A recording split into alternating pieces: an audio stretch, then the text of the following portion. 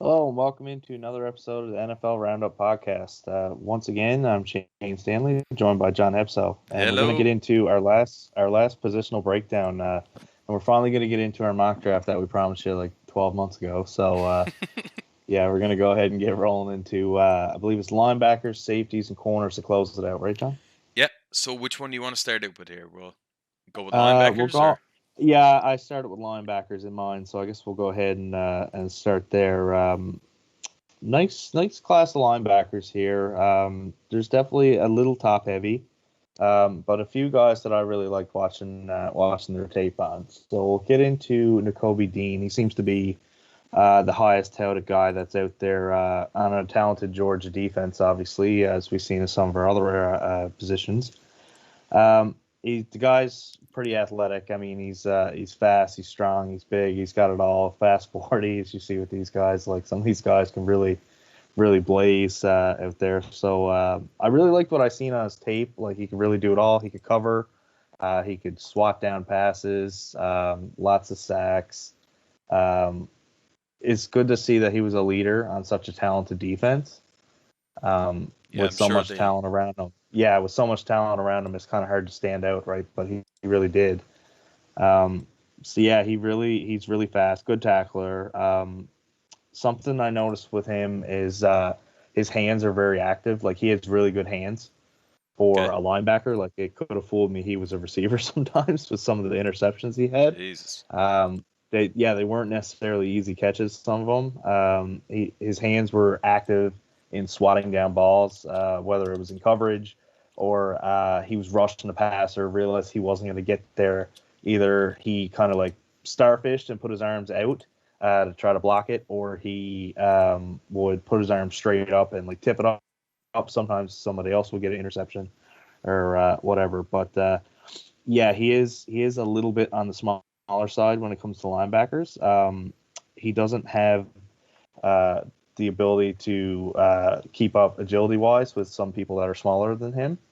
And of course, his size isn't the biggest, so it can hinder his ability probably in the NFL as a pass rusher. So overall, though, I mean, very very positive. He's graded as a high first round pick, so I expect him to go fairly early. Okay. So he seems like he might have a weakness in like a power run defense kind of. Like you got Derrick Henry running at you. He Yeah, might take a yeah. couple Like shots. I think I think in the next level he might not have the strength to necessarily not like they say here that he doesn't have the strength to blow up fullbacks. So a fullback at the college level, can you imagine like say Derrick Henry? Like I don't think that would go well, right? No.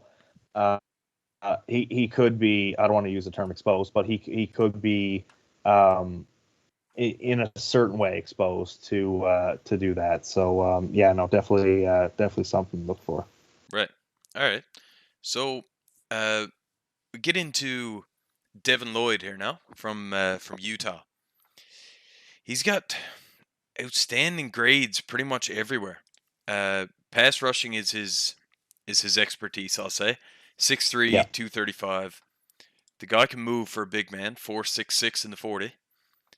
Uh, Big arm span, big hands, just a solid athlete. He seems like he's a mid first round grade. His position rank is number 2. So, Hmm. like I said, he falls behind Nakobe Dean there, who is obviously the Yes. standout.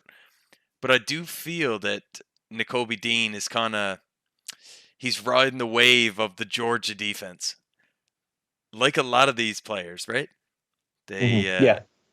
anybody who was a part of that defense is kind of seems like they're locked in the first round because of it. Maybe you might see some bad picks, maybe I don't know, but Yeah, I feel like one of those guys, I say from that school, is probably not going to be as good as they looked on paper. yeah, Because I mean, obviously they kind of work as a unit, but individually, I mean, some of these guys are probably going to end up going to junk teams too, yeah, which is going to factor in with that as well. Speaking of like him being a mid round grade, I've starting to see him drafted to the Patriots a lot in mock drafts, and I I can found he see looked that. a lot like Hightower conventionally. His instincts were really good. He would blow up screens and stuff. He would go through 3 blocks and just absolutely cream the running back. He's not afraid of contact at all. Very athletic. Like I said, very smart. He's quick off his burst, like his first step, and he's gone.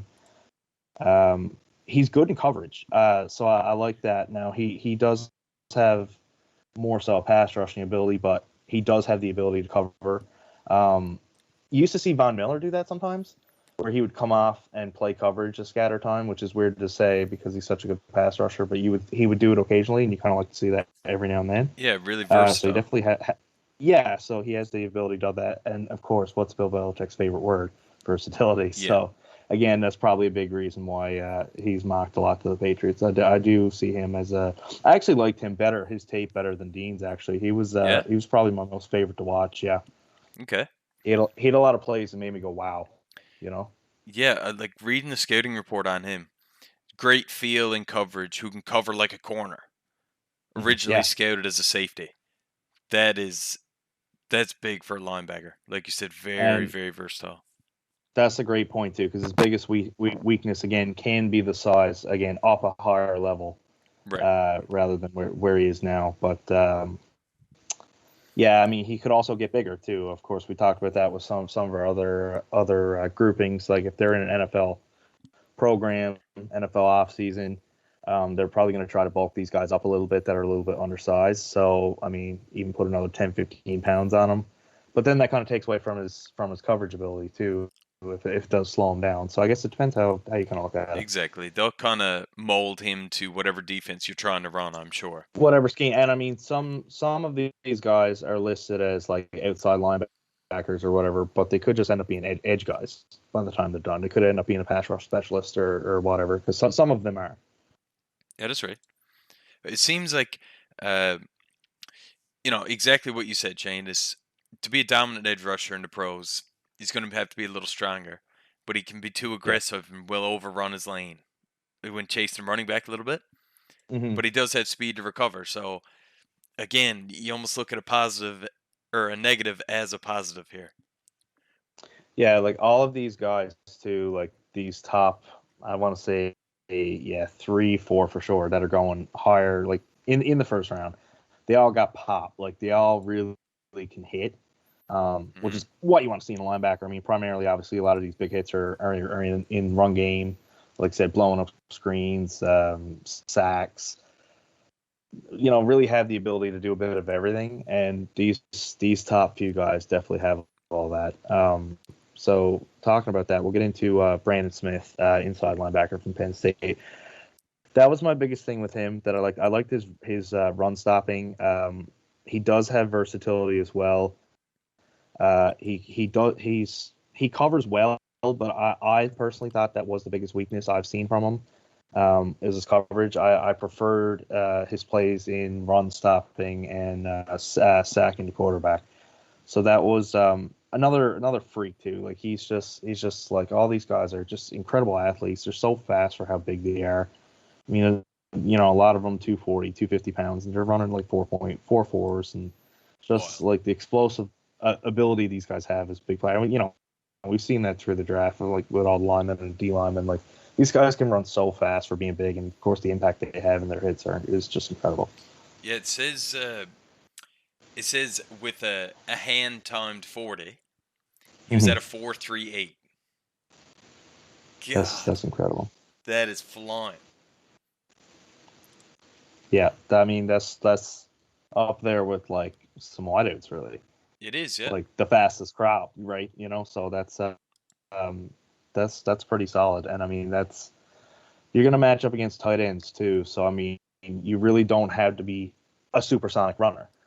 Like more times than that, or a running back even. I mean that's kind of fair that you want to be somewhere at least in that speed range to be able to catch him. But he can play outside, play inside. He's got power, he's got impact, explosive.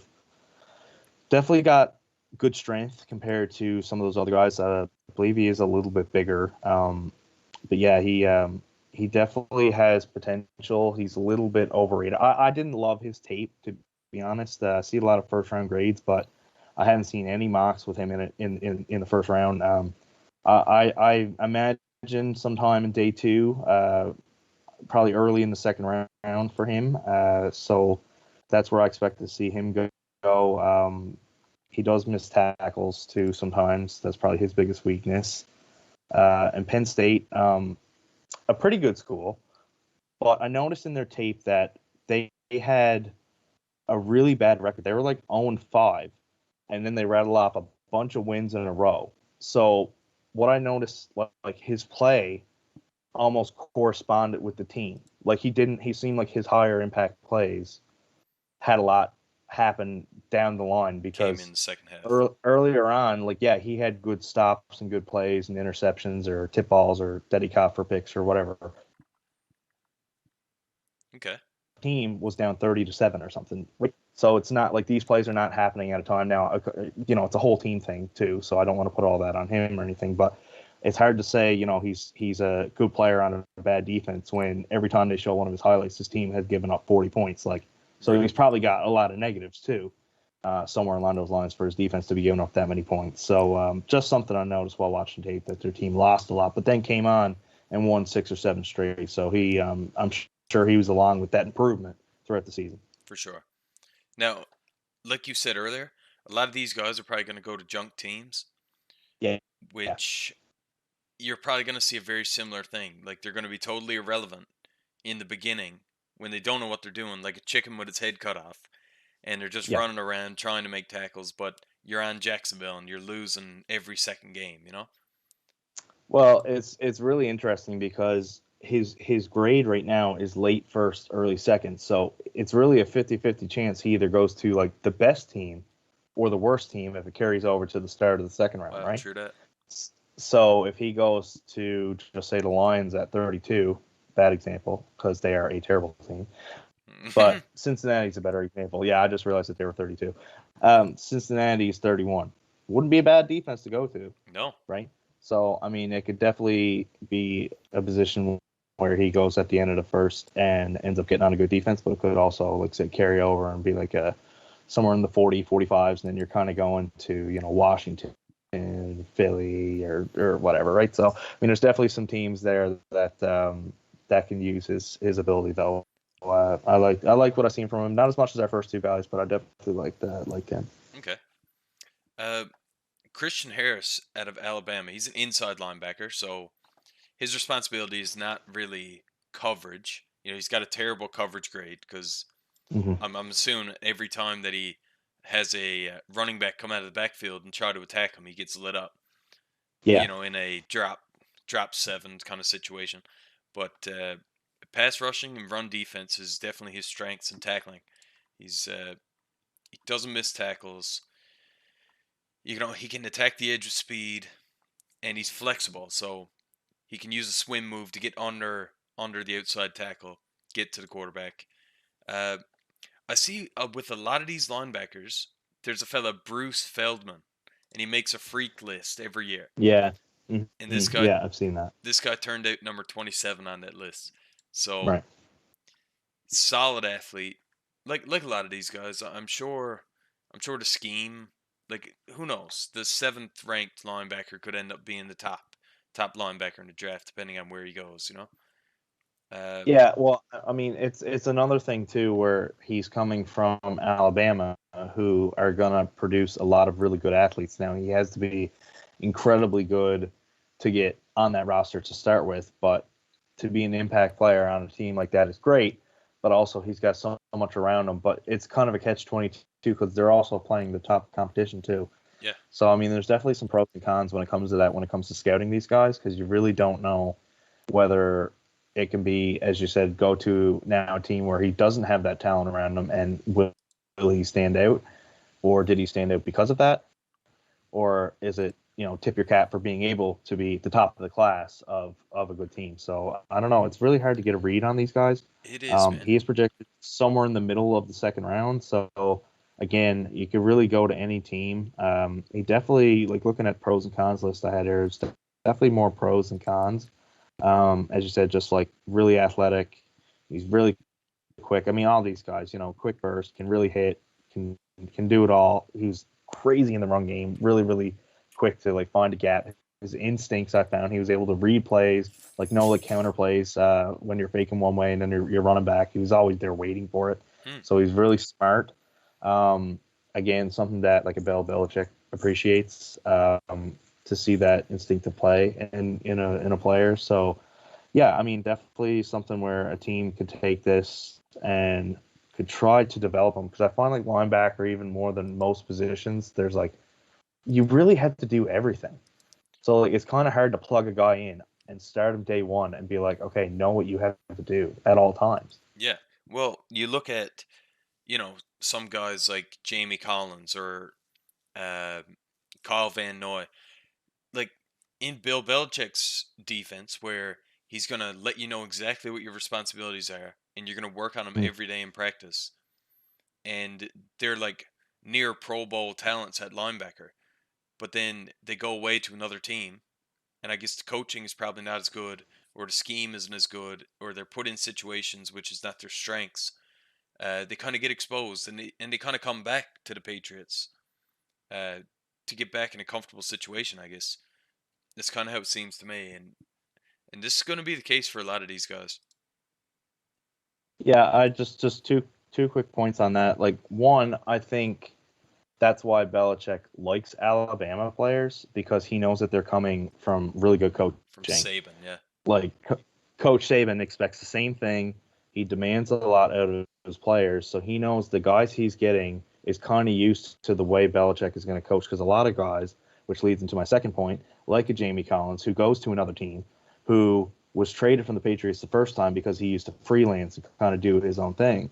Now he goes to Detroit or Houston or one of these teams where he can do whatever he wants. Plus, he's probably getting paid more to go out there and just kind of do your thing, play your game.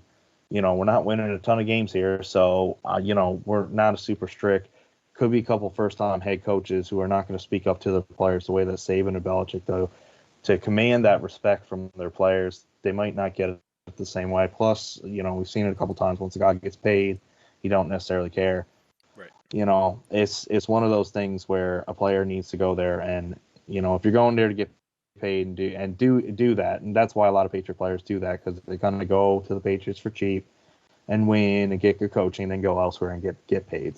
So I mean, it kind of depends on what you're looking for in your career, and it's leading more and more towards money with all these players. So yeah, that's right. I guess we'll see. All right, so we'll get into.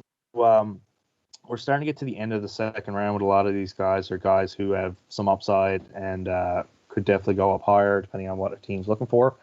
So we'll get into Leo Chenal, I believe is how you pronounce it, from Wisconsin, mid to late second round grade.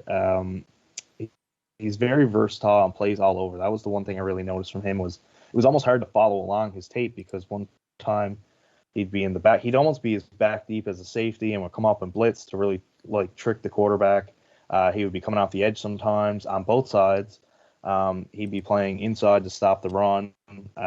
He's really, really big. So he can almost be played in the middle too sometimes to stop the run, which is crazy. I've seen him make a lot of plays on tape, making stops in 4th and 1, 3rd and short, goal line. He really liked to get in the trenches in those close, low, short yardage situations where he could really use his size as his advantage. But he's also so quick for a big guy. He's one of the bigger linebackers here in the class, and so he uses that for his pass rush. He certainly uses it to hit his opponent, and he's a very versatile player at the same time, being able to cover. And I really liked almost all aspects of his game. He's really smart, plays the position. He's always in the right spot where he needs to be. And once again, as you said, he made the freak list. So a lot of these guys are in that sweet spot where they're really, really fast, but they're really, really big. So they can bench a lot. They can jump really high. They're really fast. They kind of check all the boxes, right? So a lot of these linebackers are getting on that freak list, right? So yeah, this is one of my favorite guys to see on tape too. Wisconsin, not the biggest school out there compared to an Alabama or Penn State or something. So definitely some lesser competition, but I really like what I see in this guy. This guy, what blows me away here, and you don't see it very often, in his draft profile and scouting report, he has 100% grade in pass rushing and 100% grade in run defense. Yeah. Yeah, exactly. Like I said, he's a jack of all trades, and I don't want to say master of none because that's usually how that cliche follows. But this guy really Yeah. does do it all. Wow. That's exciting stuff. Uh, Yeah, I mean, just going down through. I mean, there's so many bullet points of strengths that he has. I mean, he's well, like same thing at the combine, just put up phenomenal numbers. This guy's been rising a little bit too. So I think while it was a late second round pick that we got a lot of our projections off, it could go higher. He could end up a little bit higher than say the last linebacker we looked at. Um, Definitely some room there to move up. Like I said, I mean, I think we're on our fifth linebacker. So, I mean, we expect maybe one or two in the first round, and then who knows come day two, right? So, yep. again, a lot of teams with their team needs too are looking for edge players specifically, not necessarily an all down linebacker. So, he could go to a good team. I'll use the Bucks as one example where they have their edge guys, but they can take a linebacker, plug him in at edge, and he's kind of their third guy. If someone gets injured at linebacker, we Yeah. can plug him in. Like it's really teams that can kind of find a fit for him almost anywhere. So is there So I any think a guy like him that's so versatile could really fit on any roster. weaknesses for this guy? Um, yeah, he's like his arms isn't as long. He doesn't have much experience in coverage. It was mostly on the line when it comes to pass rush and rushing. He can do it, but again, he definitely has some size that would slow him down against like the fastest running backs, like an Alvin Kamara or a Saquon Barkley or Christian McCaffrey. McCaffrey. Might give him some trouble with his size, his agility. Like he does have good makeup speed when he is out of position, but sometimes his top speed when he's recovering, he over pursuits, and it might cause some missed tackles. Um, so he does have to work on shedding blocks too, as well, when he's rushing a quarterback. So I guess sometimes he gets a little, I don't know, trigger happy or overexcited when he's tackling or chasing a quarterback as well. So Hmm. usually those smaller, more agile positions might give him a little bit of trouble in coverage. Okay. Uh, the next guy on our list, Nick Benito, outside linebacker from Oklahoma. What did you like about this guy, Shane? He was really a pass rush specialist again, as I mentioned. So this is a guy that can really go to somebody's roster where they're looking for depth on their front line. He's really been rising. He's listed as a second rounder, but he's been going up and up and up and up. So I put second rounder maybe higher because he could be going. Really top athletic ability, put up great numbers at the combine, which I think is a big reason why he's rising. Um, he's primarily a 3-4 outside linebacker, but he definitely can line up 4-3, as I said, as one of your outside edge guys. So he could probably do both. He has a good ability um, to set the edge against the run and good strength when tackling. So he's big. He handles himself well. He has a good frame. He's big, thick, and he gets pressure on inside. So if he's matched up against a guard, really overpower him. Oklahoma too. They have a pretty good school when it comes to putting out talent. They almost always have talent going in the top couple rounds. So he comes from a good school again. So that's something I'm noticing with a lot of these top guys. Getting into weaknesses, he's not always powerful in pass rush game, and he'll struggle sometimes against big tackles. Like I said, your Evan Neal's against a team like Alabama, for example. He doesn't have the strength sometimes going up against those bigger guys. So sometimes his like swim move or something like he'll beat a guy more so with quickness and strength. Hmm. Um, Probably so he's struggle not against great. top tackles. He's not great against the run either because he's again for that reason when someone's coming at him, I think the size difference may take a toll on him and he has a harder ability to complete tackles that way. Okay. Hmm. Uh, All right, so we will move on to Chad Moma from Wyoming. So we're getting to these guys now. This is another one that I've seen that is late second, early third in terms of projection. But again, he's been rising.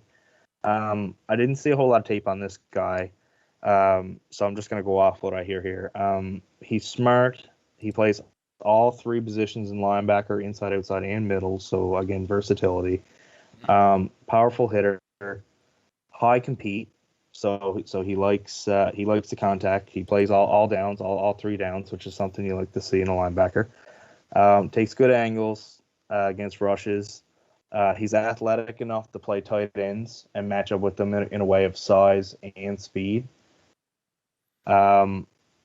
He received one of the highest grades in terms of run stopping ability. Of course, what he's primarily going to be playing, and great instincts again.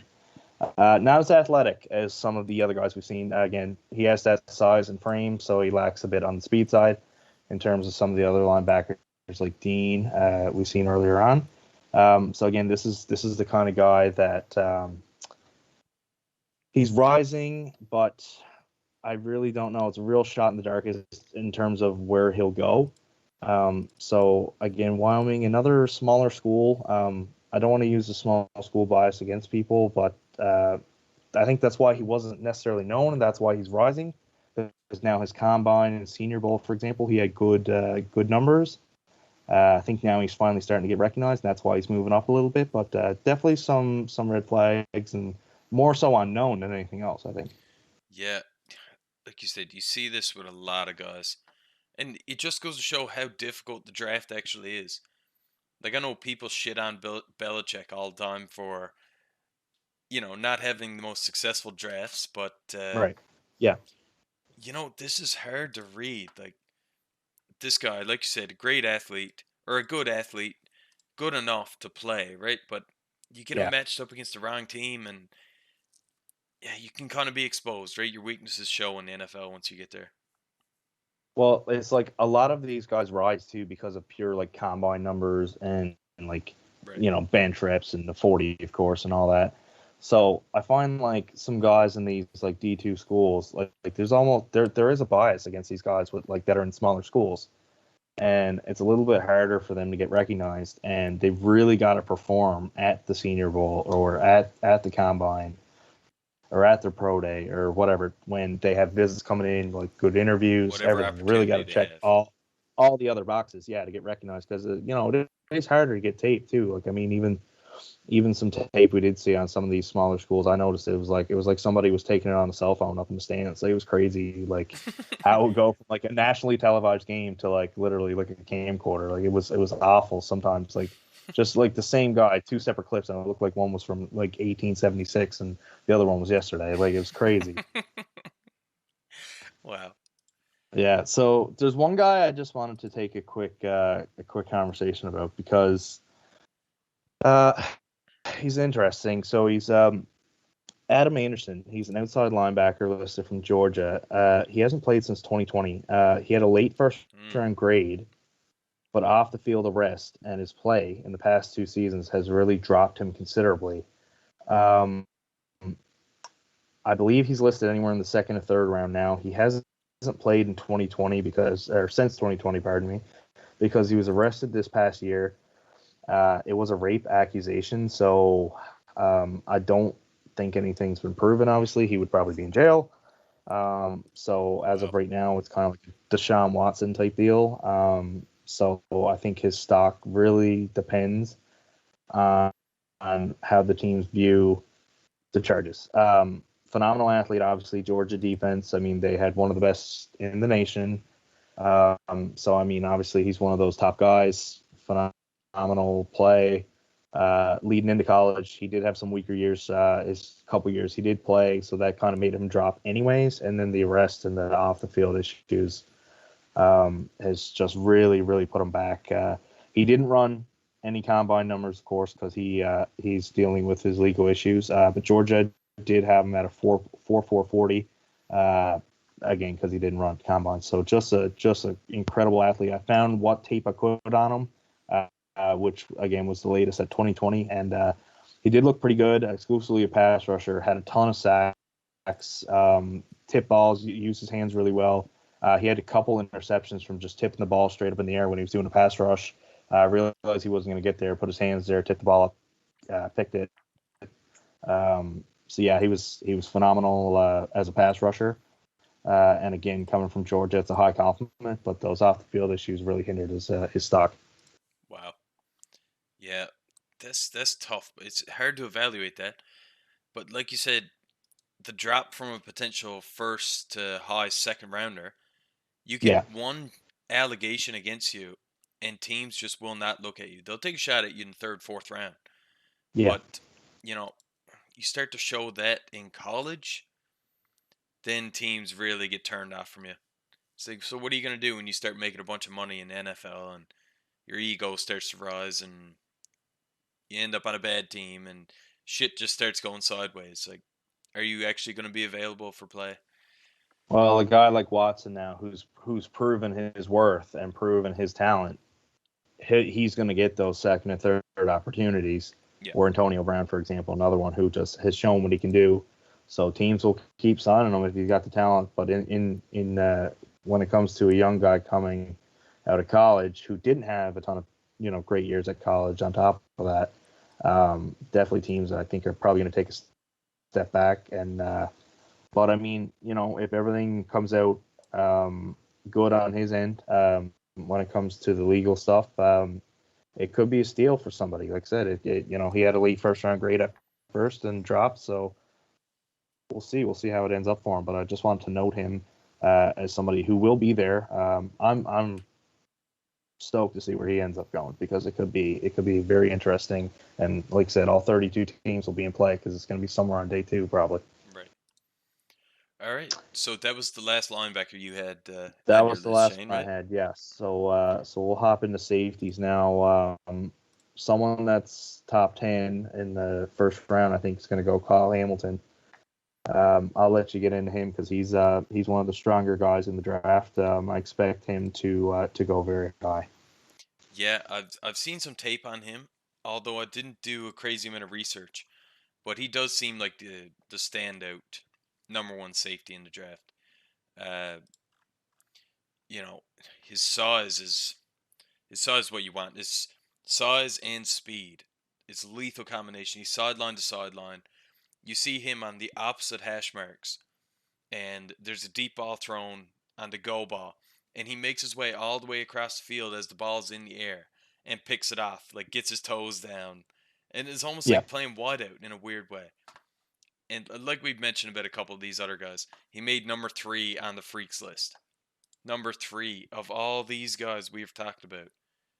This is the yeah, guy who's in the top 3. Uh, I could I can see a top 10 pick here for a team that's struggling at safety. And honestly, I think defensive back is just going to get more and more important now as NFL molds to a pass heavy offense. Uh, like you see the Jets have 2, top 10 picks. Do they go corner and safety? Is that a potential thing? If they can lock right. up their defensive end like that, uh, they're going to be tough to play against in a couple of years. But as for Kyle Hamilton, like I said, just pure athlete. Uh, he's very disruptive at all levels. He can come up, he can blitz, he can do it all. But he kind of plays out of control every now and again. Play action fakes usually get him to bite. Plays down, and then there's a shot over the top. Doesn't happen often, but there's been it's on tape, right? So teams are going to see that. Uh, he also had a knee injury as a junior. He missed Yeah, half the season, so kind of a medical question mark there. But you know, you're seeing it more and more these days where people are tearing their knees up in college, and the way the medical field is now, it's like you're pretty much back to 100% within 11 months, and you're able to play on it, right? So I wouldn't look at that as much as a concern. But yeah. He was. I noticed a lot with his tape. Like he was really good. He was really good at making like hard catches. Like it's almost like he was a wide receiver, and then they were like, okay, like you catch really good, but not good enough. Like but you he can makes also hit like a some tank. catches. Yeah, like he's really strong, high impact. Um, it was like he had a couple.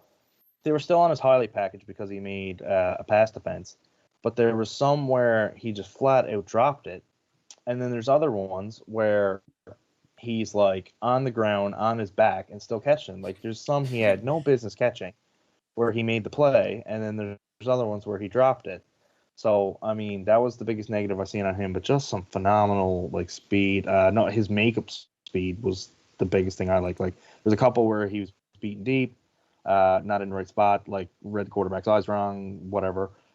Which is another thing he did very well. I noticed on tape he was really following the play with his eyes that I like. But sometimes he did get caught with it, and his makeup speed to still get there and get his hand in the way, just phenomenal. He may even go top 5. Honestly, he by far and away the top safety. There's a couple other that have first I'll say late first, early second round grades, but he's really the one because safety's not really a position you see go super high. Corner definitely within the top 10, not all the time you see a safety. So yeah, he definitely high praise for him being up this high. All right. So number 2, Jaquan Brisker. What do you see for this guy, Shane? He seems like he's phenomenal in coverage and zone. Yeah, I see that. There's no late first, early second. This guy's definitely going to go on the first. He's a step behind Hamilton. There's no doubt about that, but he's not far off. Again, freak list. Just all aspects: size, height, speed, arm length, agility. I mean, you name it, he has it. Zone coverage, just fantastic. Can play tight ends, can play running backs, can play receivers. He can really do it all. Again, Penn State, pretty sizable school. They definitely see some competition there. Again, reading the eyes of the quarterback very well. Good makeup speed, awareness, knowing where he has to be on the field, body control to go up against big, solid receivers and be able to contest that 50-50 ball with them. Not easy to do, but he does it. Good against the run as well. Just some blitzes off the edge where he just rocks the quarterback. Like, really liked what I've seen out of him. He doesn't always read the play quickly, though. Sometimes he gets caught, like I said, I don't know, watching the play, I guess, ball watching a little bit, and then kind of gets caught. And he bites on play action fakes. So if he's blitzing, he can really get himself into trouble. Over pursuit the quarterback as well. Bad angles sometimes, overshoots. He allows a big cushion sometimes on pass routes. So he'll have to tighten that up if he really wants to be in the upper echelon of a starter on a very good defense. But overall, very liked a lot what I've seen out of him. He will absolutely be a first round player.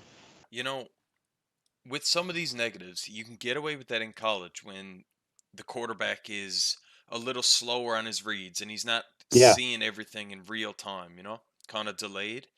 And when you get to the next level, it's just if something's open, the quarterback is going to see it. The top 10 to 15 quarterbacks in the league, they're just going to pick you apart if you're going to leave too much cushion or you're going to overplay or you're biting on play action. It could be a problem, but like you said, with coaching and stuff, it works in his favor as well, opposed to only against. It's definitely that. I mean, it's exactly that. It's coaching, right? I mean, can he take that coachability now and correct those errors? I mean, like I said, a lot more positives than negatives. He's going to be a fantastic player, starter from day one for sure. It's going to be, like I said, a middle tier team that gets into hopefully one that's got some good coaching. Yeah, he's going to be a good player, I think. Okay. So let's get on to Daxton Hill. Daxton Hill, yeah. So he's playing out of Michigan. He was a good talent. I wasn't blown away with him as much as I was with some of the other guys. He's fast. He's very fast. Seems like he doesn't have great size. No, he ran the 14th overall speed at the combine at a 4.38, which is very, very blazing fast. Jesus. But again, if he's got the speed, sometimes they don't always have the size. So he's great in zone, long-armed. He's able to knock down a lot of passes with his length. He just absolutely lays his body out there in the run game. He will absolutely just throw his body at people. Good instincts. plays the ball like his is almost like he runs the route for the guys sometimes. Great hands, great hands too in the sense of good hand positioning. Like not always in like okay he made a tough catch. Like his hand was in the lane of the like between the receiver's hands, directly where the ball is going. Right. So like he is like when he's hand fighting positionally, and it's quite effective in what he does. So he needs to get stronger. He's a little bit small, probably scrawny by NFL standards. He hasn't played a whole lot in college too. I believe he took a season off for the COVID season, so I think he may have missed a season, but it was an extra season of development in college too, because he probably would have came out last year. He hasn't been as dominating as his athletic potential would say, so he definitely is somewhat unproven and maybe has some proving to do, but played on a good school. So maybe he could be underrated too on that. So he may have room to grow and get better. So could be a steal if he does drop to the second round, but definitely a guy that could go into the first as well. Okay. It's interesting. He seems like his grades they're all like middle tier. Yeah. Run defense being his strength, like you said. Well, again, like we're getting into those, third and fourth guys where like your cream of the crop are gonna like your Kyle Hamilton's gonna go very, very high, and the ones who do have good abilities but need some polishing is kind of going to be day 2 and 3 picks, where there's definitely some negatives there too, right? Yeah, that's right. So, So the next guy, Jalen Petrie, yeah, out of Baylor. Man, I loved his tape. He was probably my favorite safety to watch. Yeah. Yeah, he literally did everything. Like again, he was his blitzes. He was just creaming quarterbacks. He was able to blow up screens. Good against the run. Again, a lot of 4th and 1 stops. Seen him block a punt. Seen him block a field goal. He was hitting the guy who's catching the punt. So he plays special teams. He has that ability. Anybody he touched went down. Like if there's a quarterback who juked him and started running, he would catch him by his leg. If there's a running back who tried to hurdle him, he grabbed his foot, and they like everybody he touched went down. If he got a finger on him, they ended up on the ground. He do not miss tackles. Really, really loved his tape.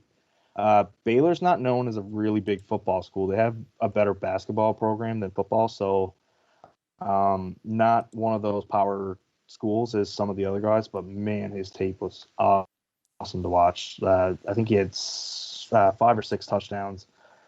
Yeah, really just a playmaker, ball hawk. A little bit on the smaller side. Yeah, so they said he could play a bit of like hybrid linebacker because of the way his physicality works, but he's probably too small for that in the NFL. He lowers his shoulder for big hits sometimes rather than wrap them up. But like I said, when he does grab them, they go down, but he doesn't always go to grab them. He just hits them. And he's inconsistent on getting off blocks. So, again, size could catch up to him in the NFL. But overall, yeah, this is one of my favorite guys to watch. Okay. Yeah. I'm starting to get a feel now for the proper size of a safety and how it kind of differentiates between a strong safety and a free safety.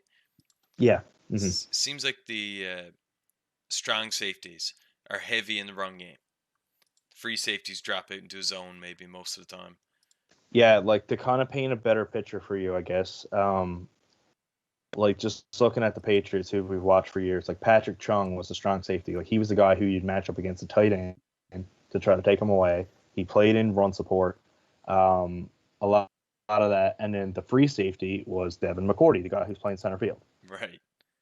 Right. So I mean that's kind of how you differentiate the two. Not often would you see Chung back kind of reading the play. He would be more so the physical hitting matchup in coverage kind of guy, and McCourty was kind of back double covering, so and so. Okay.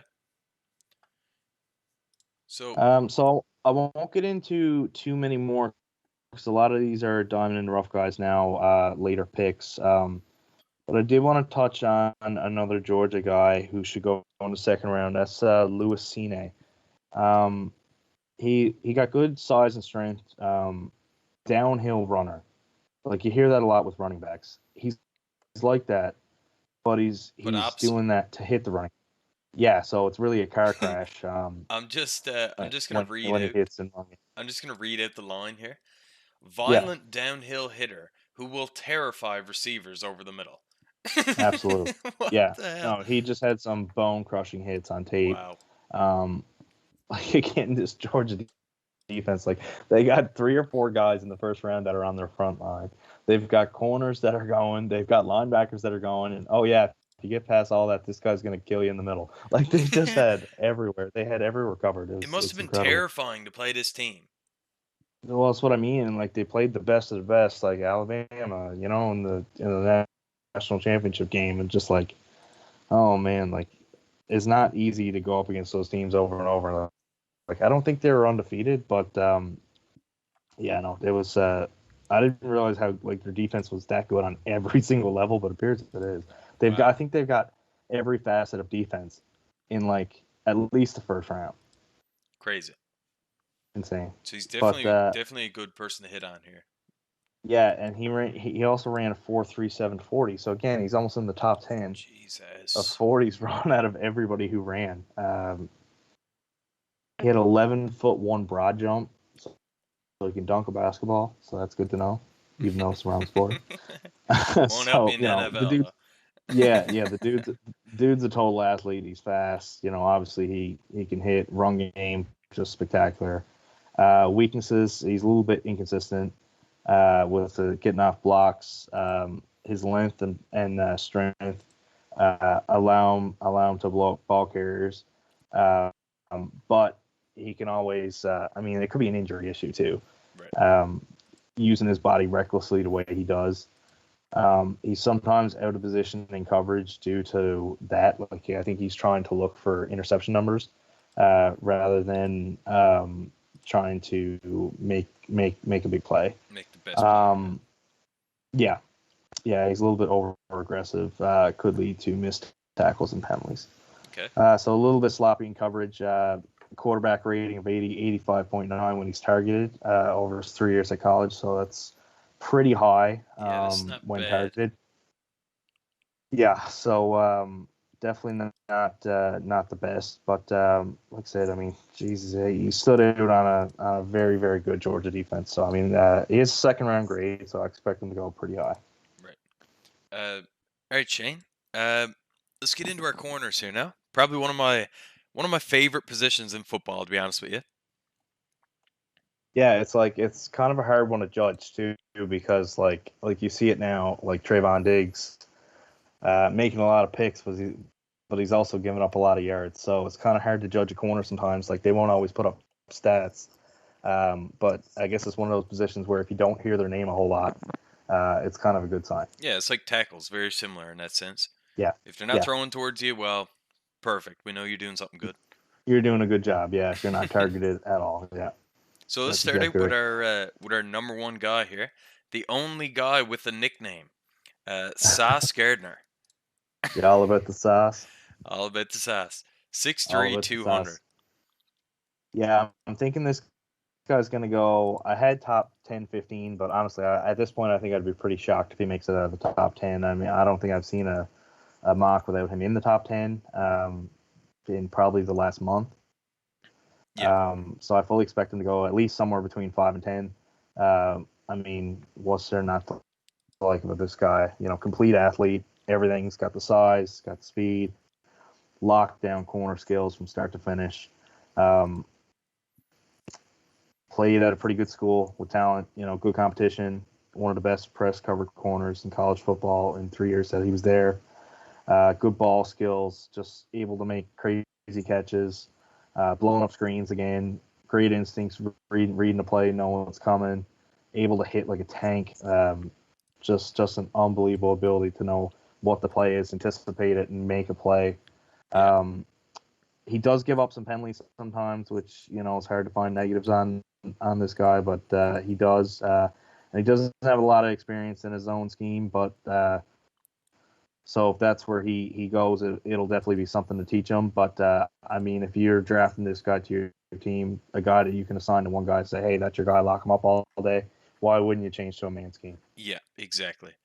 Uh, one crazy stat about this guy that I almost didn't believe when I read it. Since 2019, he hasn't allowed a touchdown, and he scored That's 3 of phenomenal. his own.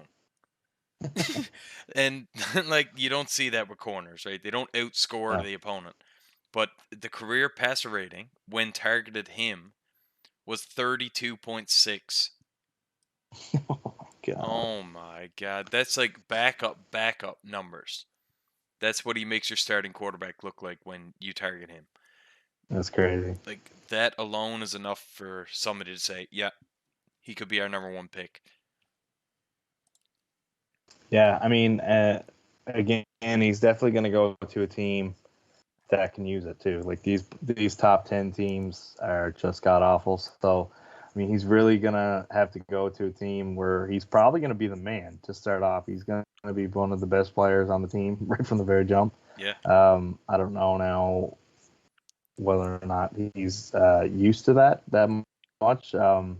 Something I liked about him too is just his compete level. Like I noticed he's not he doesn't jaw at his opponents as much as like some of the high caliber, Like like Richard Ramsey. Sherman, just as an example. Yeah. Yeah, like a lot of talking. He won't cause a lot of penalties in terms of like taunting and stuff like that. He seems like a very humble player. I really like that about him. Okay. Uh, another corner who I don't think is far behind him is Derrick Stingley Jr. at LSU. I actually heard some people say they like him more than Gardner. Me too. Actually, yeah. So that's interesting. I don't necessarily feel the way. I definitely like what I've seen on him on tape. LSU, another crazy good school. They won a national championship a couple years ago with Joe Burrow. Yeah. So he was part of that team. I mean, should fall, like I said, within the top 10 to 15 as well. Had him in the same range. I mean, I'm expecting after Sauce. But yeah, I mean, it checks all the same boxes. You know, like I said, size, strength, athletic ability, good instinct, system player, coachability. And he ran a Can play big, 4.29. talented receivers. 4.29. Yeah, he made the Bruce Feldman freak list at number 9. Five star, 5 tool player. Does everything you definitely want to see in a shutdown corner. His biggest issue could be injuries. Only been fully healthy for 1 season. I mean, the biggest ability is availability. I mean, we've heard it before from a smart coach at there named Mr. Belichick. Yes, sir. So I mean, you got to be out there. I mean, the guy can be a superstar. He's got to play, right? He's very aggressive in man-to-man matchups. Quarterbacks can probably beat him on double moves. He hasn't quite fully played up to his athletic potential, so there might be room for him to grow. Again, as I said with one of the safeties, they're not living up to their potential. It also means that they can get better. So not always a negative. Could definitely with the right coaching, the right scheme, the right teammates could fall into a good place, and it could end up being a positive. So yeah, so the guy's going to go on top of the first round for sure. Okay. Top half, anyways. What about Trent McDuffie? Seen a lot of mocks with him going around the Kansas City range. So in the mid to late 20s, a lot of people think Kansas City is going to pick a receiver and then somewhere on defense. And I have seen his name start to pop up around their range. So I'm expecting he's either going to be a late first, early second, if he does drop a little bit. He does play on a smaller school, but in Washington, but I mean, he certainly made the best of playing some of the weaker schools. Just a crazy athlete in high school. To play really, really well to lead into college. Just an exceptional athlete, explosive, speedy, quick. Great plays in the red zone. Yeah, he has a good back pedal. Very good straight line speed. He has experience at wide receiver, which is interesting. Great hands because of that. He's able to make really good contested plays. Can make hard catches, obviously, when it comes into tip balls or something like that.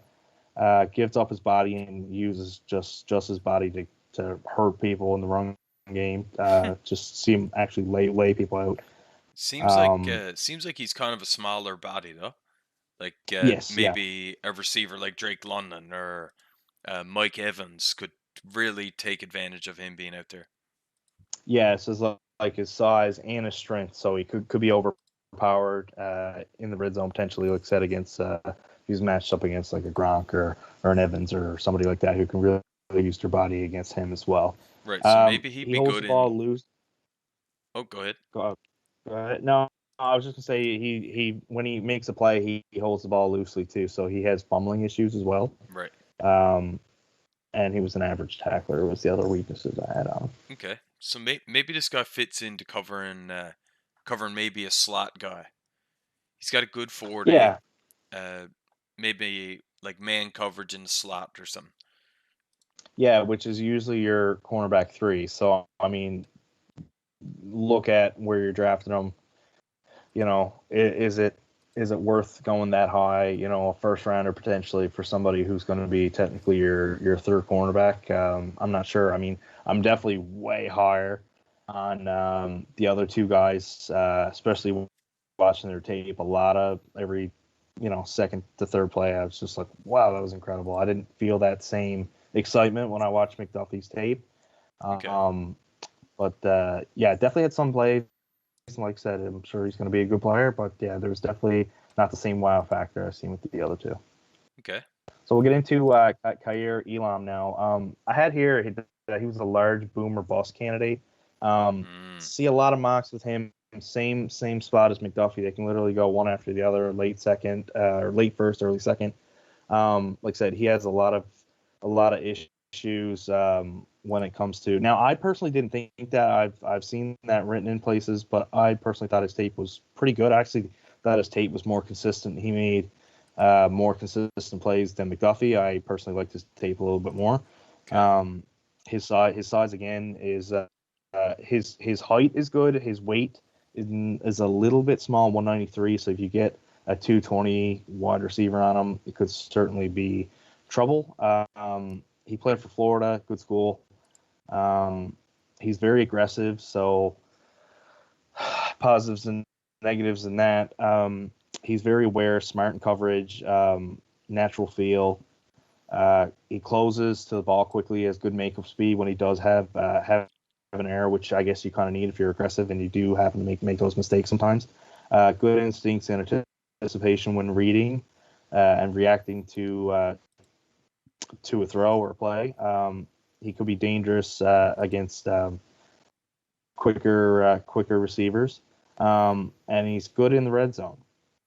But he's been very inconsistent. Had 2 long touchdowns on him in 2020, and he sprained his knee that led to missing game.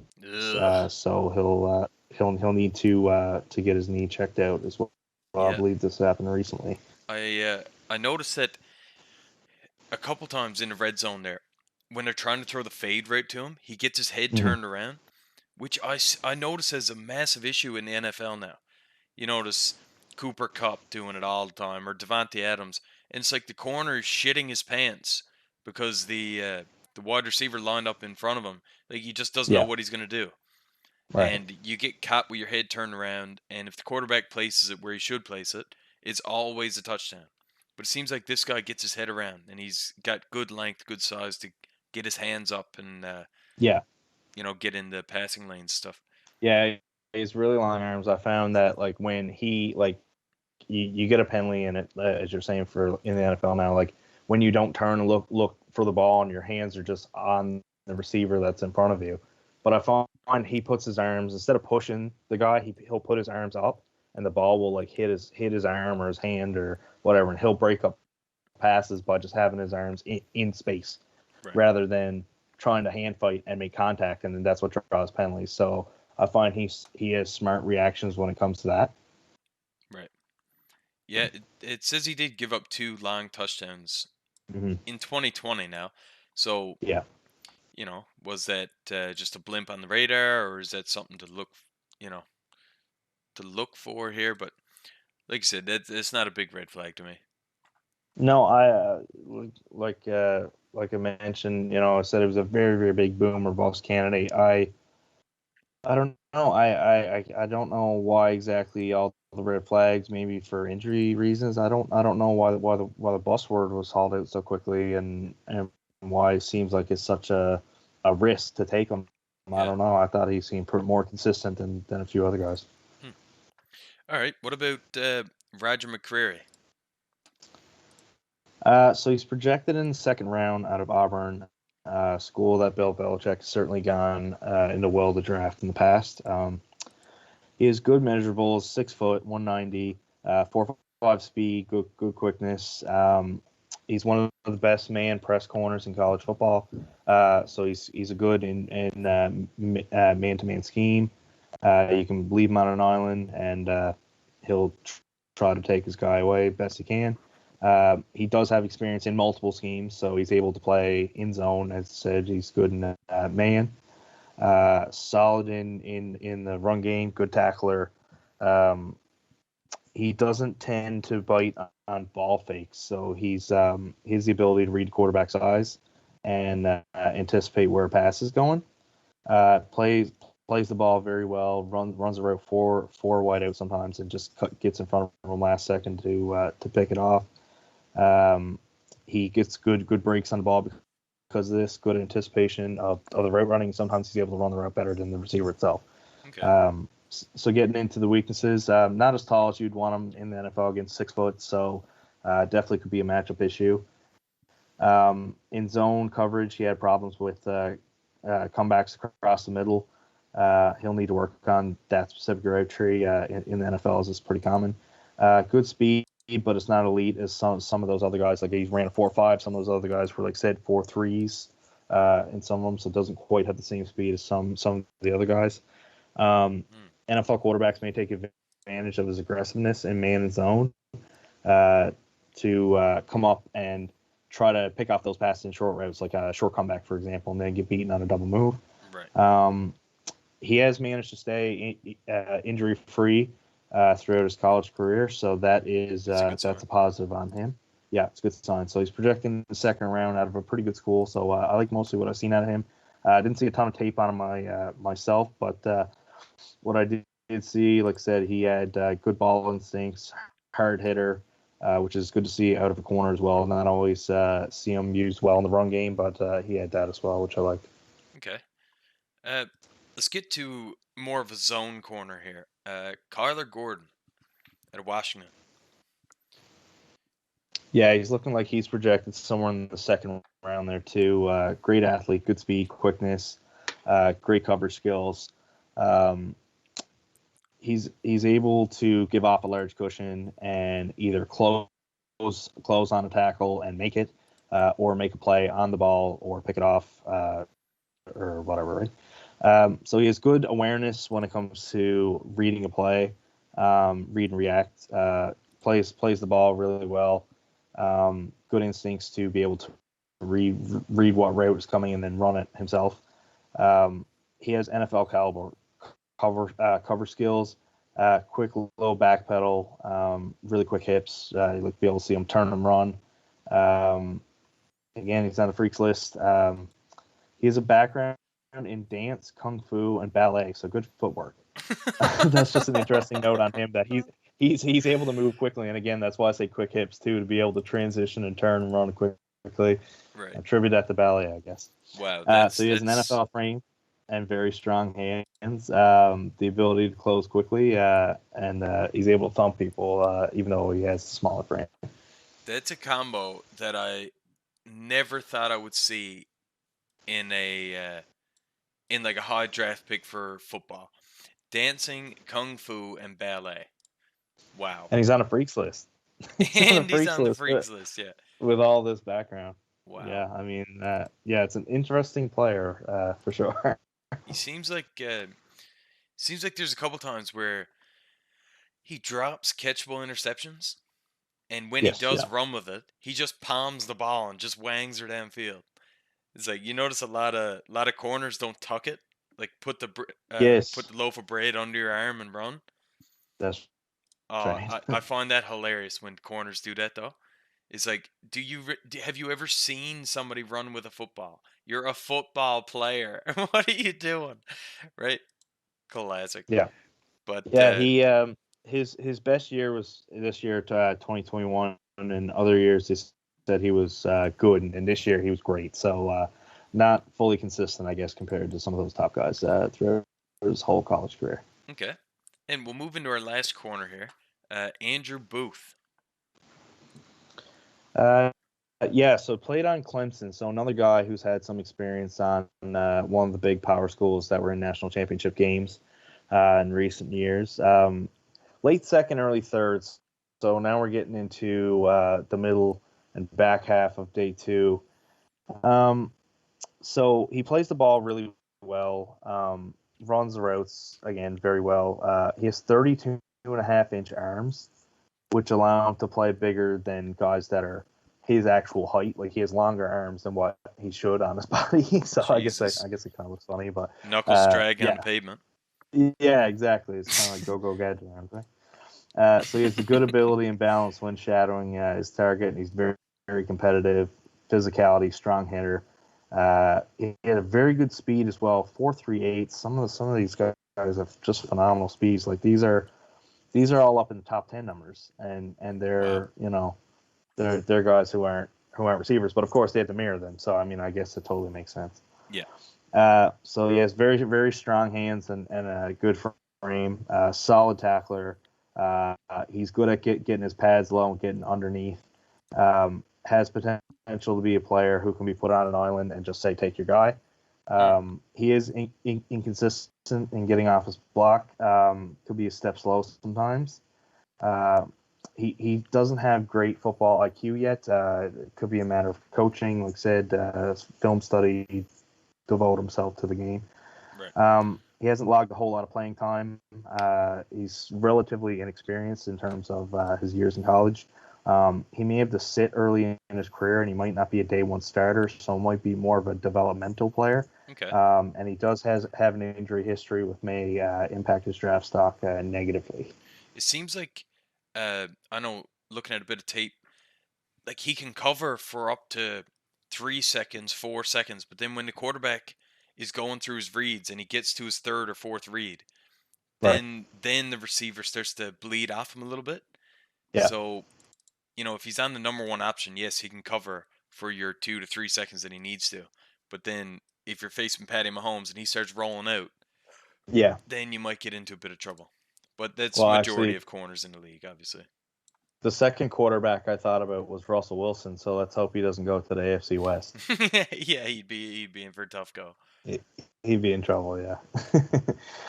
All right, so that wraps up all our position groups, and I, for one, am happy we are done with that. Yeah, same. I know some of that material can get a bit dry sometimes, listening to us spout off the same stuff about people, but that's what we want to do. So Let's we'll finish up with. Yeah, let's get into our mock draft. I should mention too that this is only the first round. We're not going to bore you with another 85 hours of reading names. So we're just going to go through a first round. We didn't overthink too much about trades. We did do one that we'll get to, but we'll kick it off with the number one pick, which is Jacksonville Jaguars. So, Commissioner, what do you got for the first pick? And the Jacksonville Jaguars select Aiden Hutchinson. Hey! But yeah, he just seems like a no-doubter right now. He seems like he's at the top of everybody's draft board. Jacksonville, they need an edge rusher right now to pair with Josh Allen. If you got two of those guys coming off opposite edges, one attacking the right tackle, one attacking the left tackle, it's going to be trouble for teams. Like, they're going to be able to rush only 4 guys and drop 7. Is going to make their defense versatile. Aiden Hutchinson, he was great in Michigan, right? Michigan, yeah. He had, yeah. Was it Kayvon Thibodeau on the other side? No.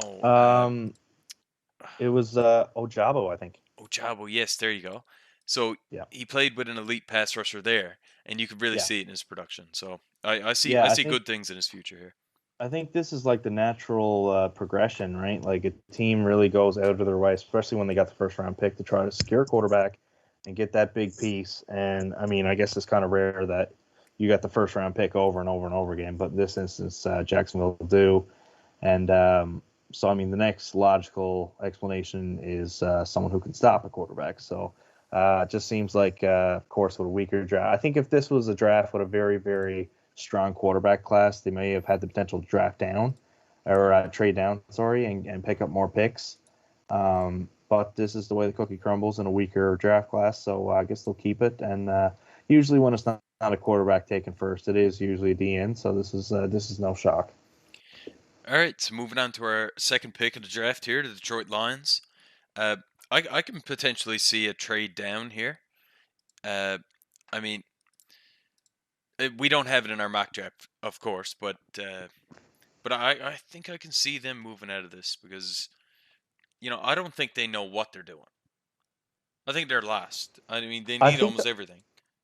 A lot of these teams that are in, and it happened a lot with Trey Lance last year because of the run on quarterbacks, but it seemed like why wait? I mean, I know the 49ers traded up to 3 because I guess they felt comfortable taking any of the top 3 that fell to them, but like you're high enough where you almost got free reigns to select whoever you want, or you're for sure getting a talented person.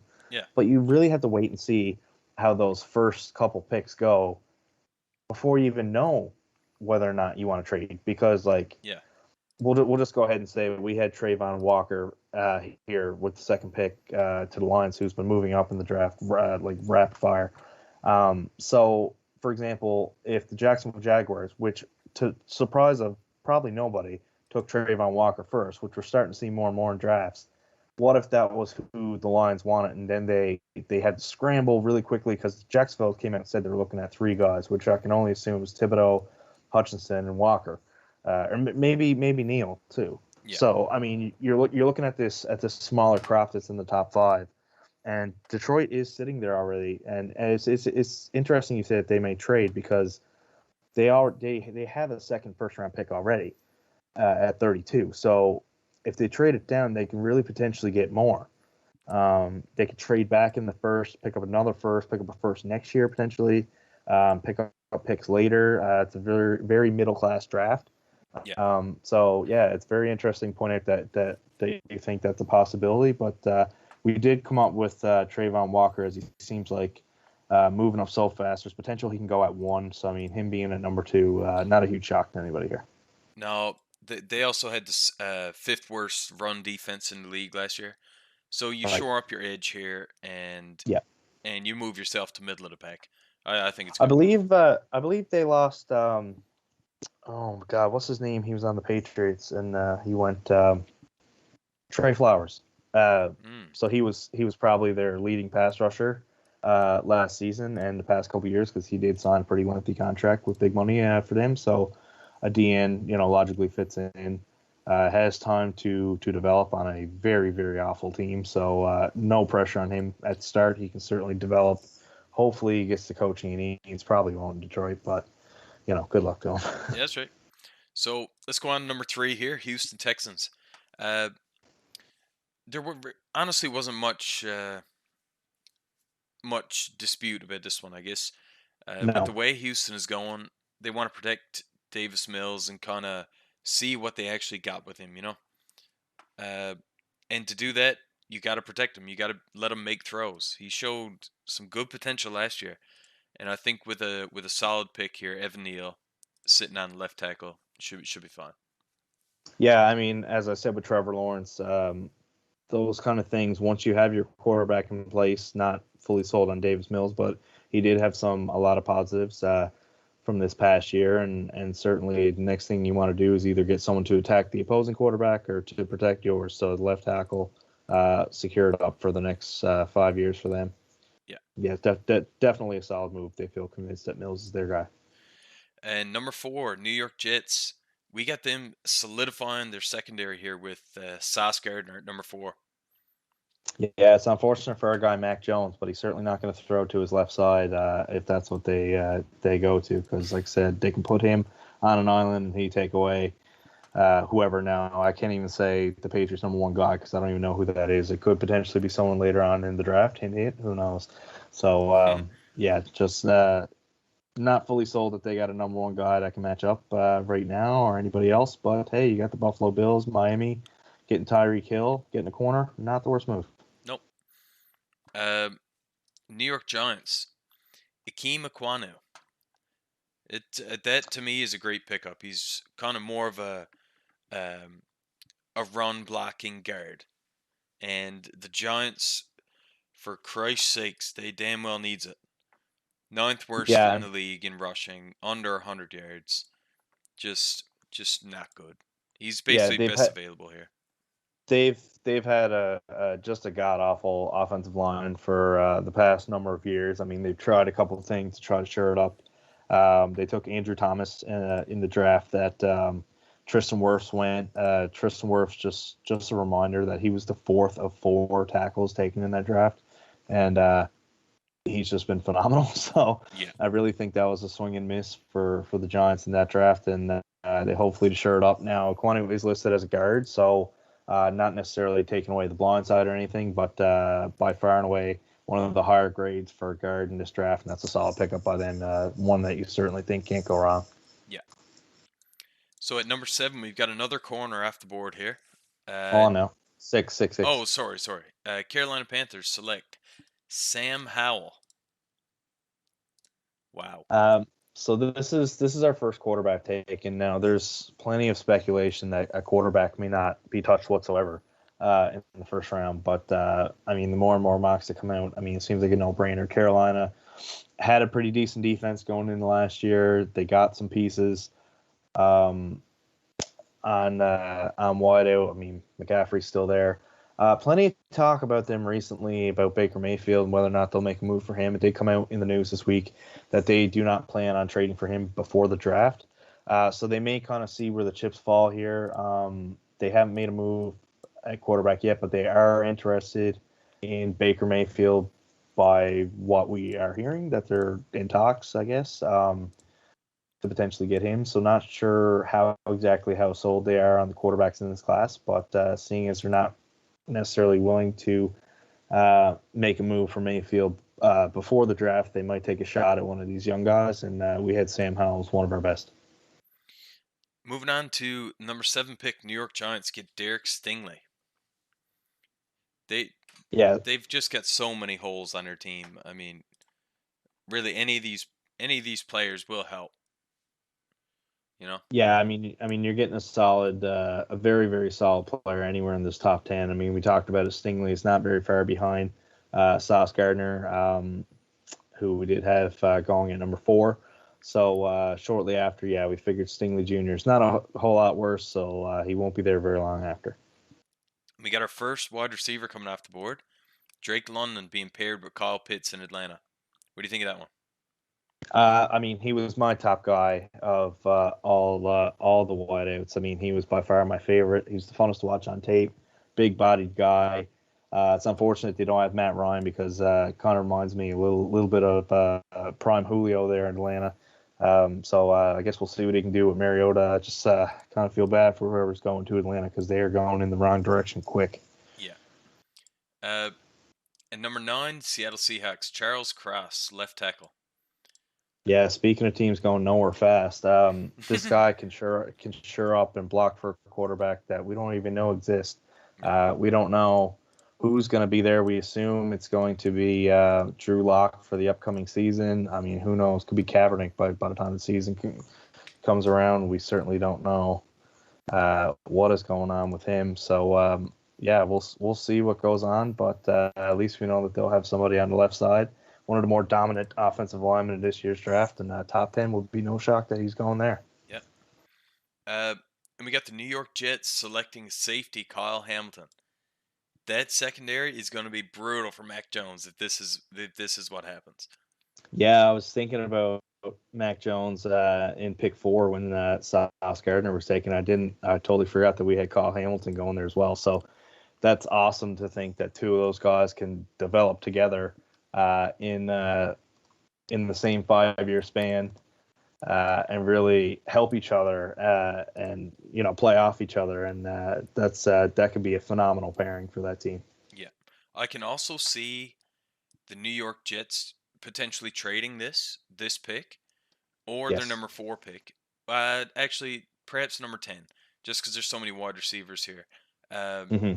Maybe getting Debo or A.J. Brown or Terry McLaurin or some of these wide receivers who they're on the last year of their deal and they're all willing to hold out to get that extra contract.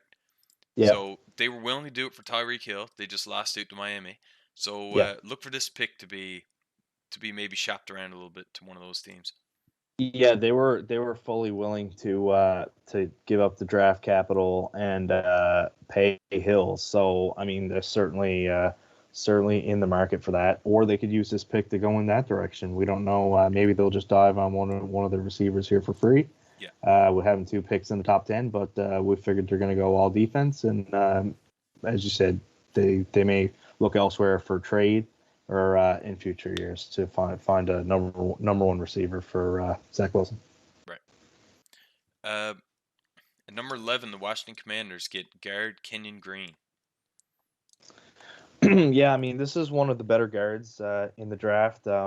This may be a bit of an overshot. I mean, the more mocks I've seen, he's been a little bit lower, but really like what I've seen from him. He's very, very solid. Washington doesn't have as many holes as it seems. This is a good move for them because the bigger losses they have had recently, most notably Brandon Scherf, who they lost in free agency this year. He's a direct replacement for him.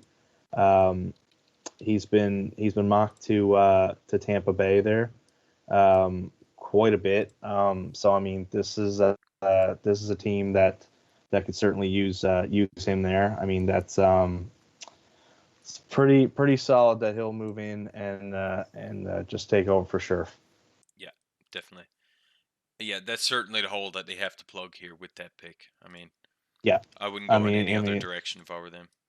it's a direct plug and play now, whether it's the right player or not, because there is a couple good guards here in this area. Like you said, Aquanu may drop, but I do expect that's the position group that they should go in. Yeah.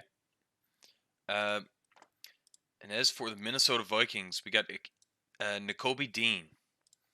Uh, for me on my list of needs, I feel like they need a corner, and I think McDuffie could be a good pick here for Minnesota. But Mm-hmm. linebacker's never a bad choice.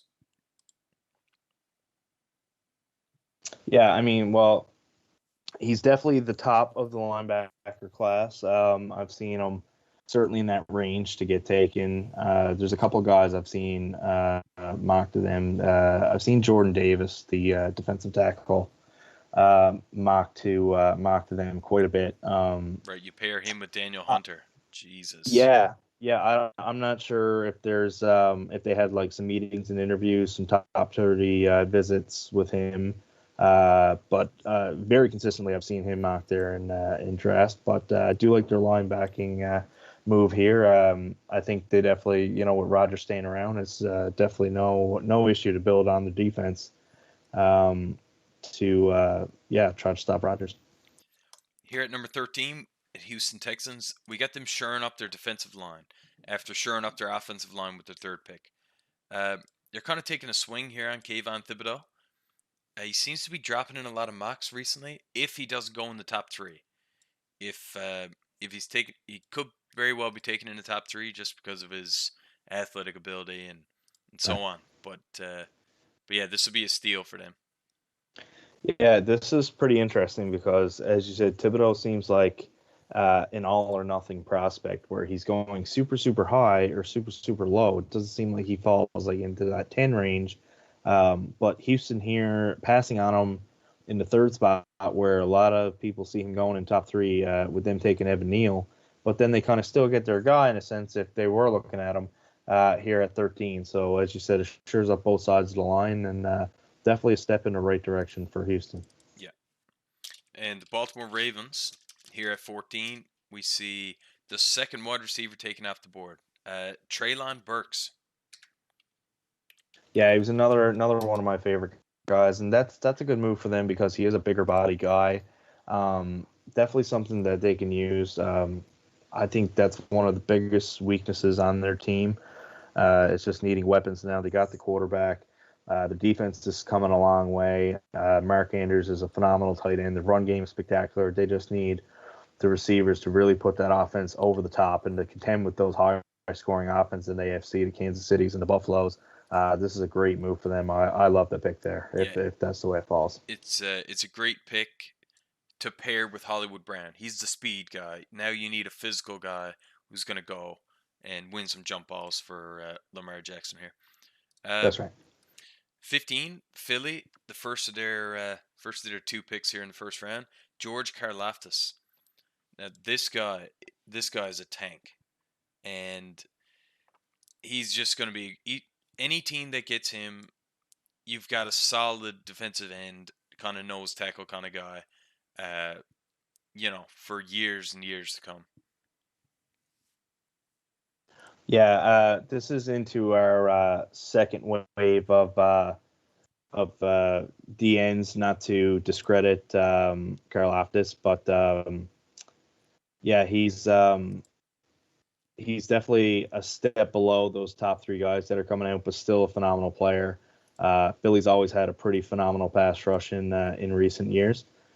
Excuse me, and yeah, they definitely sure up that again by taking George Karlaftis. 16, New Orleans Saints. We got them just taking a tackle here, the best remaining, basically after losing Armstead. They need to fill that hole, especially with the lack of quarterback that they have. I mean, James Winston, is he really the answer? Certainly not if he's not protected. So I think that's a good pick here. Yeah, I feel like that definitely shores up some potential holes on their side. Definitely a move that they have to make if they feel that they're going to make another move at quarterback now in the upcoming years. They might take another one next year's draft. Or Winston has played pretty well for them in recent seasons. He played pretty decent his first year when he got a pinch there behind Drew Brees, and he was coming out a little bit this season before they got to his injury mid-season. All right, and moving into the Chargers here, we got them going guard with Bernard Raymond, the old Rain Man. Yeah, I could see them going in multiple directions here. I could see them potentially going wide receiver, to be honest with you. Trying to compete and blow Kansas City out of the water, right? That would be insane. Like that's a crazy, like, ballsy move, but I think I would love that. Yeah. Well, you look at this is kind of the team. safe pick. Yeah, this is kind of the safe pick, as we said. Like, you have your quarterback, you have your team around them, and this is just that guy to help protect their main guy. So, yeah, I mean, seems like the pick for them. But yeah, Keenan Allen, Mike Williams, and another receivers on Jameson Williams, the Williams special. Yeah. Yeah, Williams squared. So speaking of Williams, he'll go in our next pick, number 18 to Philadelphia. This is the way we went too, but I find it interesting that almost every mock I see, and I guess it's because they have multiple first-round picks, but they're taking a receiver all the time. I wouldn't say it's their first or biggest need, but I mean, definitely one that you see. But I mean, I don't know. They're definitely questionable about their quarterback. Like, is receiver every year this high up the way to go? With the league turning to a pass heavy, they got to get out of this. We're gonna lead the league in rushing every year. Right. Like Jalen Hurts can do his thing, but damn, if they get Jameson Williams, I mean, that's just going to be a totally different element to that. Yeah, and I mean that's no slight on Williams. I mean, if he didn't have the injury, he'd be up much higher than this. I mean, this is still pretty good for him. He's going to end up on a better team this way too. Just unfortunately here, I don't know if it's a quarterback that's going to be there for a long time. or if it's one with the natural ability to be able to put accurate balls on him quite often. It'd be interesting to see how that goes. Couple of first round pick receivers, and I've seen over the past recent years like how many boss picks they've had on wide receivers in the first round. It's sad to see, like, they did not miss by much.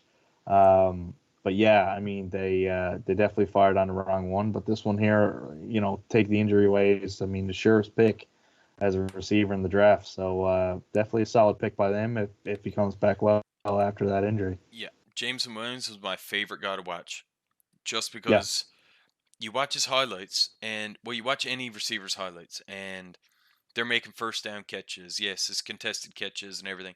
But this guy, it was just blow the roof off the defense every single time, and every highlight is a touchdown. It's like one of the most impressive things I've seen so far, doing this whole scouting kind of draft report stuff. But here at 19 and 20, we got back-to-back quarterbacks going. Matt Corral to the Saints and Kenny Pickett to the Steelers. Yeah, so it seems like with the Saints picking up Penning, this was kind of a premeditated move, as I said, to either help Winston this year or a quarterback that they may take later. I guess they don't have to wait very long for their quarterback of later, because it was 3 picks later. I totally forgot that he was their second pick that they were taking, but totally makes sense. They got their tackle there with that predetermined mindset that they're going to take a quarterback with their other pick.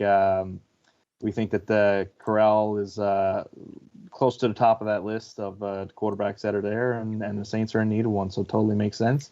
And speaking of totally making sense, Kenny Pickett, who plays for Pitt, going to the Pittsburgh Steelers, who are in need of a quarterback, match made in heaven. I think that's the way that they'll go. Agreed. Now we got back-to-back wide receivers, but we do have a trade in here. We got the Patriots moving down to 29, and the Kansas City Chiefs moving up to 21 to take Garrett Wilson. Yeah, this makes almost too much sense. I mean, Green Bay is almost in the same boat as Kansas City, trading away a very high talent receiver for multiple first round picks. Both teams having 2 here in this first round would make total sense for Kansas City, who's at 29 and 30, to try to move up ahead of Green Bay to get the guy that they like before Green Bay may have a shot at him. And actually, Green Bay would have 2 shots at their first 2 picks before Kansas City with those 2, so they can certainly take away who Kansas City wants off that board. And Bill Belichick loves moving down. Yeah. So we would say that they would trade the 21 pick to the Chiefs for the 29th and the 50th pick, so they will pick up one of Kansas City's 2 second-round picks as well. So this works out for Kansas City. They still got 2 first-round picks, get the guy they want. They had 2 second-round picks, so they still do have a second pick with this. Belichick gets an extra pick in the second round while maintaining in the first round. Chiefs move up and take Garrett Wilson, and then Green Bay does stick to the receiver pick after that, and goes with Chris Olave out of Ohio State at 22. So back-to-back receivers there for Kansas City and Green Bay. Both may get the guy they want, but I would think Kansas City's going to try to get up before Green Bay has their shot. Yeah. And here at 23, Arizona, we got Jermaine Johnson. He might be one of my favorite DNs in this draft. Yeah. Just because of his versatility, and this guy can do it all. He'll fit right there with J.J. Watt. I was just going to say that's exactly where you're plugging him into. Counterside J.J. Watt stepping in as the Chandler Jones replacement there in Arizona. Yeah. Them going DN after losing him this offseason is the perfect fit. 24, the Dallas Cowboys. I would not be surprised if they go wide receiver here, to be totally honest. But no, we've got him here. We've got them taking Jordan Davis, the defensive tackle out of Georgia. I think this is us playing the GM. Jerry Jones would take a receiver. He may take a quarterback. He may pick a cheerleader. He may pick a mascot. I don't know what he's ever thinking. He may pick a hot dog dude. I have no idea. He may pick a hockey player. This guy is so out of control. But this is us. This is us picking. Jordan Davis dropping this low. He should be taken. Dallas definitely has some room there on that front line. They've lost a couple pass rushers. Not that Jordan Davis is full-on pass rusher, but he does have that ability. Probably the biggest monster in this whole draft. He could really be just a crazy guy to have on that front line. helps the run game. Can probably provide some jam towards the quarterback right up the middle. It's a smart pick for Dallas. I don't think Jerry Jones will go in this direction if he drops, but he should. Yeah. At 25, the Buffalo Bills, we got him selecting Claire Elam to shore up that number one pass defense in the league. Just give him a bit of depth there. That's a typo on our end, John. That's Kyer is how you Oh, pronounce okay. that first name. All right. Yeah, that's my bad. Claire. All right. Moving Yeah. on. So, well, no, that's just a quick note. Like that's a total smart move for them. Again, going against all these, we got a lot of these AFC teams with just high power quarterbacks, high power receivers. Some of them taking more receivers to shore up their offense, such as Baltimore above. Taking a corner here that you can try to match up. Again, Buffalo, not a lot of holes on their team. Cornerback can certainly help them. They had the number one defense in the NFL last year. This certainly puts them right up over the top. Great depth if anything ever happens as well in their cornerback room. I really, really like that move for them. Same. Next, we got Tennessee Titans taking Devon Lloyd, outside linebacker. I think this is a lock if he's there, to be honest. I think when we were doing this up, um, I didn't even ask you about it. I was just like, I know exactly what they're going to take. If he's there, I think, Vrabel, with his history in the league, I think he loves these sideline to sideline guys, and I think Devon Lloyd fits that. Yeah, I mentioned earlier when we are going through our draft picks, draft prospects for linebackers, that he reminded me a lot of those kind of Patriot linebackers. Hightower comes to mind. He's a really big fit for the Patriots. So who better than a former Patriot linebacker to take him? I mean, totally makes sense. As you said, John was really high on him going to Tennessee. I think he had the name punched in before I was even over to do the mock draft. So yeah, no, it totally makes sense. He's a Patriot style guy and a Patriot style scheme. Going to a Patriot style coach. So yeah, why not? Love it. At 27 here, we got David Ojabo, defensive end. He had an injury at his pro day, which is tough. But this is why we have him dropping so low. We see him as a potential top 15 guy if he was healthy.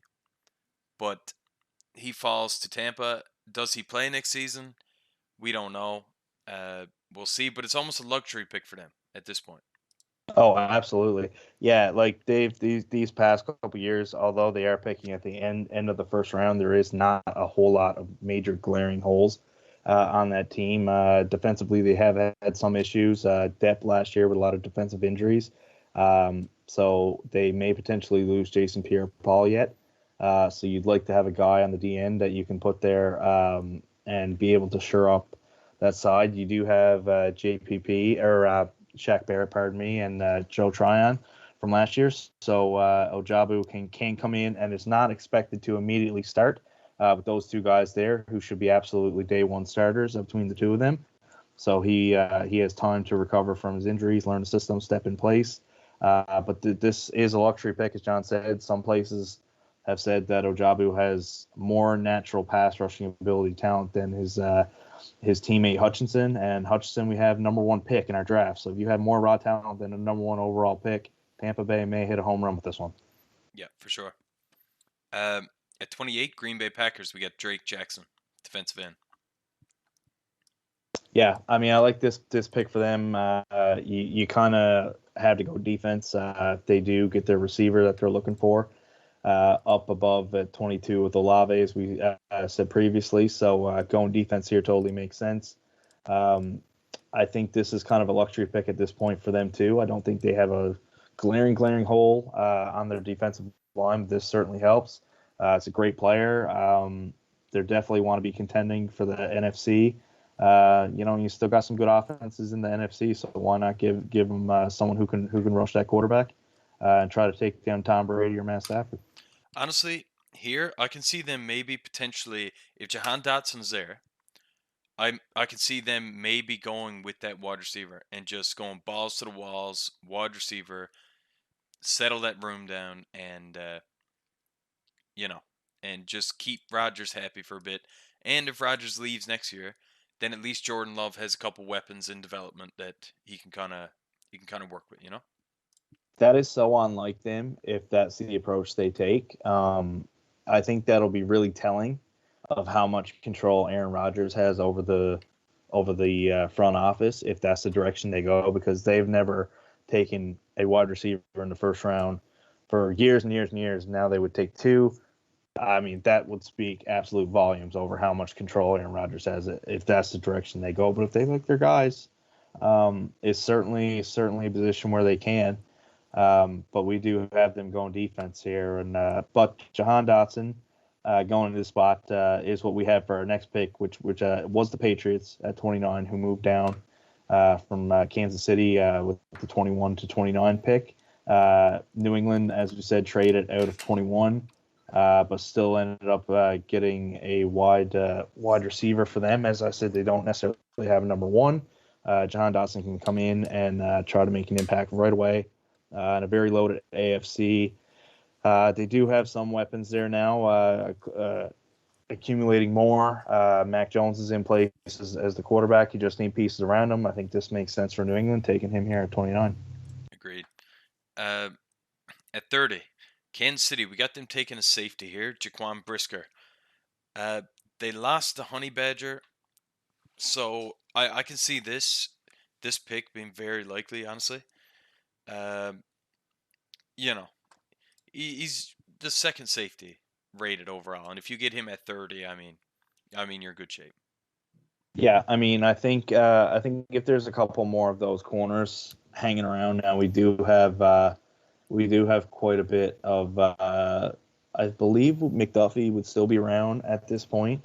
Yep. So potentially they go there as well. I do think the loss of Honey Badger, they're trying to fix that, I think, more so than cornerbacks, although they have requested more cornerbacks than anyone else, so don't be shocked at all if it is a corner they go with here, because they did bring in Reed from Houston to play Honey Badger's position. But I do think you're going to need a more long-term solution there, but definitely think a secondary pick of some sort, or defense at the very least, if they do go wide receiver at 21 or 28 if they do not trade, or 29, pardon me, if they do not trade and they do maintain their pick at 29. I expect one receiver and one defensive player, and we think the defensive player should be out of the secondary for sure. And moving on to 31, Cincinnati Bengals. This might be my favorite pick in the entire draft. Well, it will be an automatic steal for them. Yeah, 100%. Tyler Linderbaum at center. This guy, he's kind of undersized, but wrestler, wrestler in college, wrestler in high school, phenomenal athlete. This guy just mauls people. This would be a great fit for Cincinnati, especially the fact that they gave up 70 sacks last year through the 20 games that he played, or 21 games. It's just, you can't have that happen. You've got to figure something out here, and they do with this pick. Yeah, it's a couple of notes here on him. Tyler Linderbaum, he's listed as a center. He does have some experience at guard, but his natural position is center. And with saying that, Cincinnati did sign Ted Karras in free agency to a center contract. I believe it's 3 years, $18 million. Not necessarily starter money, or money that's a long-term solution. So this could be play Karras in September on day one and kind of see how this kid comes along, or if there's injuries.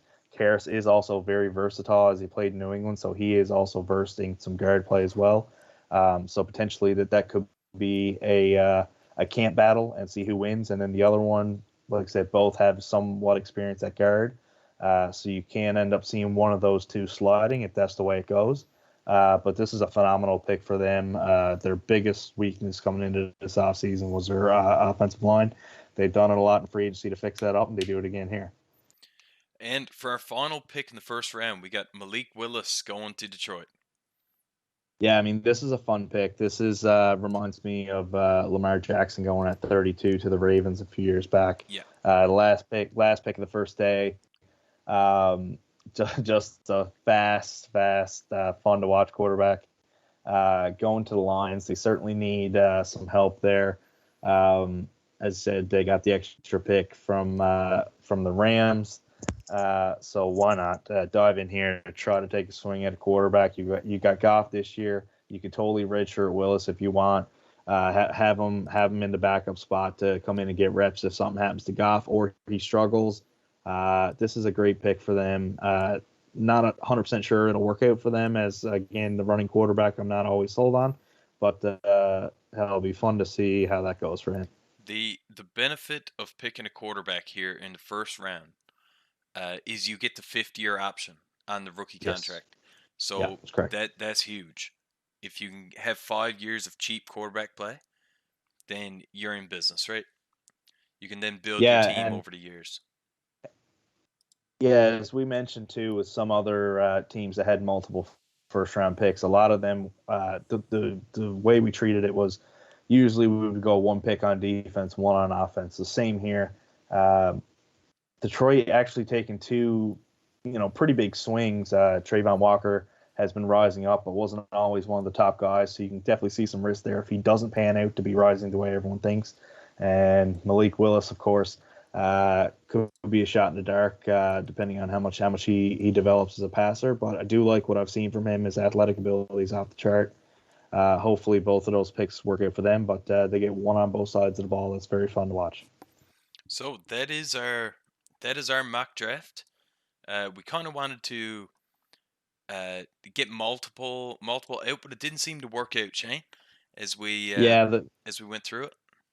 Yeah, I guess we thought we would have the positional breakdown wrapped up a little faster, but going through all these position groups, I mean, going through mock drafts I've seen today, I know a lot more about the guys that are going in rounds 2, 3, and 4 than what I thought I would, I guess. I mean, overall, you take all the prospects we've looked at in the past 3 to 4 weeks, I'd say we looked at well over 100 prospects we talked about here on the podcast, so appreciate everybody listening through all that. We know it's been kind of a long process to get through all this, but it all led to the mock draft, where we kind of take all the names we talked about, put them in one big list of how we think it's going to fall.